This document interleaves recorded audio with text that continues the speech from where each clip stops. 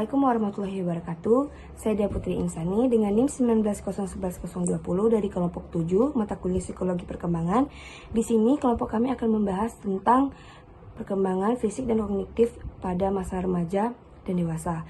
Nah, pada materi pertama akan dibahas oleh saya sendiri tentang hakikat dewasa menengah. Nah, pada dasarnya hakikat dewasa tengah itu bisa disebut dengan masa parubaya atau masa dewasa tengah ini tampak lebih awal di usia 30 tahun, tetapi pada beberapa titik di usia 40 tahun. Nah, menurut Harlock, tahun 1996, usia pada 52 tahun itu juga rentang perkembangan dewasa madya, yaitu antara usia 40 sampai 60 tahun. Nah, masa dewasa madya itu mencakup waktu yang lama dalam rentang hidup. Pada masa dewasa madya itu, individu melakukan penyesuaian diri secara mandiri terhadap kehidupan dan harapan sosialnya. Nah, kebanyakan orang telah mampu menentukan masalah mereka dengan cukup baik, sehingga menjadi cukup stabil dan matang dalam emosinya. Nah, dalam California Longitudinal Study, pada waktu individu berusia 34 sampai 50 tahun, mereka adalah kelompok usia yang paling sehat, paling tenang, dan paling bisa mengontrol diri, dan juga paling bertanggung jawab. Nah, ada beberapa perubahan yang terjadi pada masa dewasa tengah ini, yaitu diantaranya perubahan biologis, yaitu melihat dan mendengar adalah dua perubahan yang paling menyusahkan dan paling tampak dalam masa dewasa tengah. Akomodasi mata pada usia perubahan biologis ini mengalami penurunan paling tajam antara usia 40 sampai 59 tahun. Nah, yang kedua yaitu perkembangan kognitifnya. Berbagai kemunduran dalam daya ingat itu terjadi pada masa usia ini atau pada masa dewasa tengah ini, walaupun strategi tertentu dapat digunakan untuk mengurangi kemunduran tersebut, tetapi kekurangan yang lebih besar ini terjadi dalam memori yang panjang, memori yang pada jangka panjang atau long term daripada memori jangka pendek atau short term. Nah, selanjutnya itu ada karir dan kerja. Karir dan kerja ini sebagian besar kemajuannya itu pada karir terjadi dalam kehidupan orang dewasa sekitar usia 40 sampai 45 tahun. Saya Zahra Hanifah dengan NIM 1901142. Di sini saya akan menjelaskan tentang perkembangan fisik dan perkembangan kognitif dari masa dewasa menengah. Pertama, saya akan menjelaskan tentang perkembangan fisiknya. Biasanya tanda-tanda penuaan akan terlihat pertama kali itu di masa periode ini, seperti kulit mulai berkerut dan mengendur. Biasanya itu karena kehilangan lemak dan kolagen yang terletak di bawah jaringan kulit. Nah, yang kedua ada rambut menjadi lebih tipis dan berwarna keabu-abuan. Hal ini berkaitan karena menurunnya laju pergantian dan produksi melanin. Nah, yang ketiga ada kuku jari tangannya itu dan kuku jari kaki bergigi dan menjadi lebih tebal dan menjadi lebih rapuh. Penglihatan dan pendengaran itu juga sudah mulai menurun. Untuk perempuan biasanya mulai terjadi menopause di periode ini. Tinggi tubuh biasanya tuh mengalami penyusutan, tapi untuk berat badannya bertambah. Di periode ini juga kekuatan fisiknya tuh menjadi menurun dan menyebabkan kecepatan motorik yang menjadi lambat dan tulangnya menjadi lebih rapuh. Itulah contoh perkembangan fisik dari masa dewasa menengah. Selanjutnya saya akan menjelaskan tentang perkembangan kognitif dari masa dewasa menengah. Biasanya di periode ini tuh terjadi kemunduran dalam daya ingat, seperti dalam memori jangka panjang dan memori jangka pendek.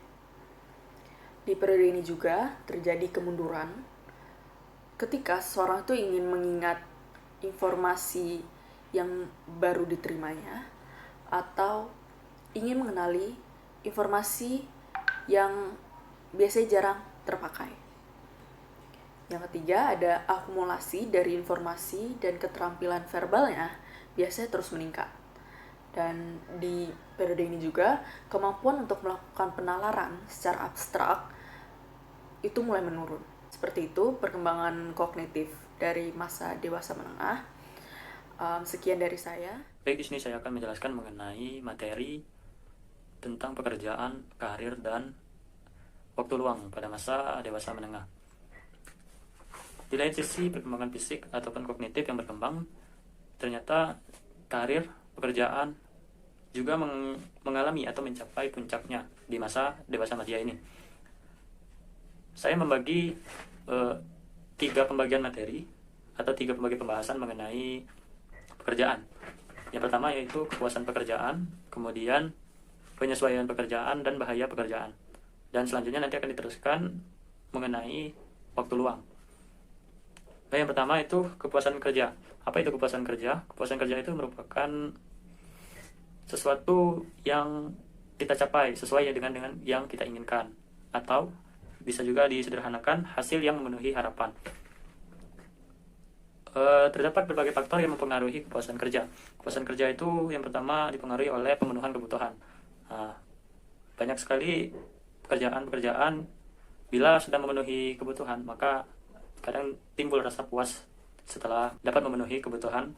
Terus kemudian yang kedua itu perbedaan, di mana perbedaan ini ada mencakup mengenai tentang perbedaan harapan. Bila harapan tersebut berbeda, artinya kepuasan juga mengalami tingkat kepuasan juga berbeda. Terus yang ketiga itu pencapaian nilai, di mana pencapaian nilai ini bisa disebut sebagai prestasi. Jikalau prestasi sudah didapatkan, maka kepuasan itu akan muncul dengan sendirinya. Terus yang keempat, keadilan. Keadilan ini berkaitan dengan perlakuan adil yang terdapat di perusahaan atau tempat kerja. Terus yang kelima ada komponen genetik. Komponen genetik ini berhubungan dengan keadaan biologis. Keadaan biologis yang mendukung, kemudian sifat juga yang mendukung, maka terjadilah kepuasan pekerjaan. Kelima hal tersebut itulah yang mempengaruhi pekerjaan. Kemudian terdapat juga 3 penentu kepuasan pekerja, berbeda dengan yang tadi mempengaruhi, dan yang di sini adalah faktor penentu. Terdapat 3, yang pertama itu upah atau gaji. Nah, gaji itu bisa disebut sebagai imbalan dari hasil kerja yang telah kita lakukan. Kemudian yang kedua, kondisi kerja. Kondisi kerja itu adalah lingkungan kerja. Lingkungan kerja itu bisa memberikan suasana yang menyenangkan atau tidak. Terus yang ketiga itu hubungan baik, seperti hubungan antar rekan ataupun dengan atasan. Terus yang selanjutnya mengenai penyesuaian pekerjaan. Terdapat berbagai macam kendala mengenai penyesuaian pekerjaan di usia madya ini. Yang pertama itu meningkatnya alat otomatis. Alat otomatis ini seperti mesin-mesin yang telah menggantikan pekerjaan manusia. Terus yang kedua, tidak dipekerjakan lagi karena pada usia madya ini sudah tergolong tua, yaitu di sekitar antara 30 sampai 50. Kalau sudah mencapai di atas 50 itu sudah jarang atau sangat sulit untuk mendapatkan pekerjaan. Terus yang ketiga, masalah baru. Masalah baru yang dialami oleh dewasa madya ini yaitu adalah penyesuaian terhadap usia yang mulai tua.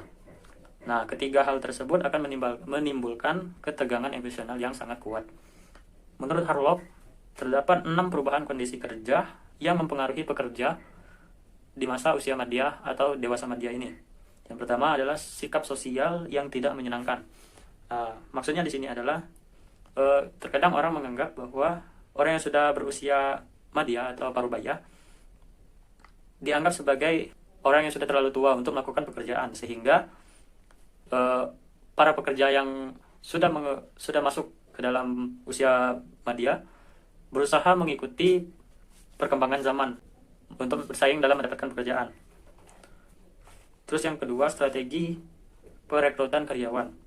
Strategi perekrutan karyawan ini dapat mempengaruhi pekerja di usia madya, karena mulai dari tingkat keahlian yang kurang pada orang di usia madya ini. Kemudian yang ketiga, meningkatnya penggunaan otomatisasi atau optimasi yang berhubungan dengan mesin-mesin tadi yang menggantikan pekerjaan manusia. Terus yang keempat, kerja kelompok atau kerja sama. Di sini pada masa ini cenderung sulit dalam bekerja sama. Terus yang kelima, peranan istri. Istri di sini sebagai penasehat bila terjadi masalah saat pekerjaan, istri yang berperan untuk menasihati kepala keluarga atau suami. Terus yang keenam, kekuasaan bisnis besar, di mana kekuasaan bisnis besar ini mengakibatkan para pekerja yang parubaya tidak mampu lagi atau tidak mendapatkan kesempatan untuk melayani atau melakukan pekerjaan, sehingga mereka akan tergeser oleh orang yang lebih mudah. Selanjutnya, bahaya pekerjaan di masa usia madya. Harlock berpendapat bahwa terdapat 8 bahaya. Yang pertama, kegagalan dalam mencapai cita-cita. Di sini kurangnya semangat karena usia yang sudah mulai tua atau usia yang sudah lanjut untuk menggapai cita-cita, maka akan terasa sulit atau bahkan tidak sampai. Terus yang kedua, memudurnya daya kreativitas. Berbeda dengan yang dulu, pengetahuan ataupun kondisi pemikiran yang lebih baik dari masa dulu. Terus yang ketiga, kebosanan. Situasi ini sering menghinggapi para pekerja yang sudah parubaya atau usia madya. Terus yang keempat, kebesaran atau keagungan industri ataupun perusahaan. Mereka sama seperti tadi, mereka tidak mendapatkan kesempatan untuk melayani pelanggan, klien ataupun orang-orang yang menjadi target. Terus yang kelima, perasaan terperangkap. Perasaan terperangkap di pekerjaan yang menyebabkan pekerja bekerja sampai waktu pensiun tiba. Terus yang ketujuh, sikap yang tidak menyenangkan terhadap pekerjaan. Terkadang ini merupakan bahaya yang sering terjadi. Mereka tidak menyukai pekerjaan. Akibatnya berdampak kepada prestasi pekerjaan. Terus mobilitas geografis. Mobilitas ini adalah perpindahan pekerja dari satu tempat ke tempat lain. Saya akan melanjutkan kepada bagian waktu luang. Waktu luang menurut Aristoteles, kita sebagai manusia tidak hanya harus bekerja dengan baik, tetapi memanfaatkan waktu luang dengan baik.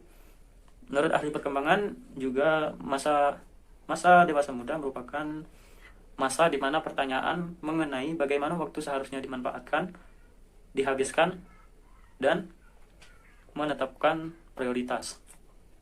Kemudian masa ini juga merupakan masa di mana bagi orang-orang dewasa madya untuk mengembangkan minat dan bakat. Saya Oktaviani Aulia Zahra, saya akan menjelaskan materi tentang agama dan makna hidup. Banyak orang yang berusia dewasa menengah, baik pria ataupun wanita, yang tertarik kepada kegiatan yang berhubungan tentang keagamaan daripada apa yang telah mereka lakukan di saat mereka masih muda. Walaupun keinginan ini bukan karena alasan keagamaan. Bahkan banyak juga wanita atau pria yang berusia dewasa menengah menemukan agama ini sebagai sumber kebahagiaan yang lebih besar daripada apa yang mereka peroleh saat mereka masih muda. Pada masa ini, kematangan spiritual dan moral akan mendorong individu untuk mengasihi dan melayani orang lain dengan lebih baik. Seseorang yang telah berkembang pertumbuhan spiritual dan moralnya akan lebih pandai dan akan lebih tenang dalam menghadapi setiap masalah dan kesulitan hidup yang ada pada dirinya. Sebab demikian, segalanya akan dipasrahkan kepada Allah yang Maha Kuasa dengan disertai ikhtiar menurut kemampuannya sendiri. Selanjutnya adalah makna kehidupan. Makna hidup adalah sesuatu yang sangat penting dan berharga bagi seorang individu. Apabila seseorang berhasil menemukan makna kehidupan, maka kehidupan ini akan dirasakan sangat berarti. Makna hidup merupakan hal yang sangat pribadi. Maka dari itu, dapat selalu berubah-ubah seiring berjalannya waktu dan perubahan situasi yang dialami di dalam kehidupan seorang individu tersebut. Baiklah, sekian dari kelompok kami. Kurang dan lebih mohon maaf. Assalamualaikum warahmatullahi wabarakatuh.